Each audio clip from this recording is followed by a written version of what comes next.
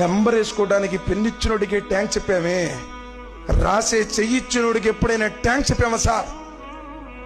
జ్ఞానంతో ఆలోచించండి. నేను కులం దేవుడి గురించి చెప్పడం లేదు. అసలు ఒక వీరి బిందుతో నిన్ను తయారు చేశాడే. మానవుడాన్ని తల్లి గర్భంలో విడవబడినటువంటి ఒక నీటి బిందువు కావా? ఆ వీరి బిందును మేము నెత్తుటి ముద్దలుగా చెయ్యలేదా? నెత్తుటి ముద్దలను శరీర అవయవాలుగా రూపొందించలేదా? నీ చేతి నువ్వు తయారు చేసుకున్నావా? నీ గుండె నువ్వు తయారు చేసుకున్నావా?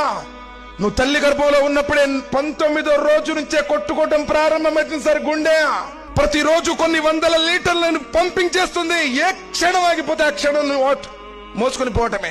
ఊపిరితిత్తులు పనిచేస్తున్నాయి, మూత్రపిండాలు పనిచేస్తున్నాయి, కేంద్ర నాడీ మండల వ్యవస్థ, కన్ను లోపల నల్లటి గుడ్డు, లోన రెటీనా, చెవి, లోన కర్ణబేరి.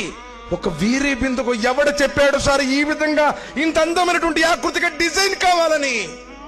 నవమాసాలు మోసేటువంటి తల్లికి కూడా తెలియదు సార్. నీకేమీ తెలియనప్పుడే నిన్ను తయారు చేసినటువంటి నన్ను గుర్తించు అంటున్నాడు ఆకాశాల స్వామి.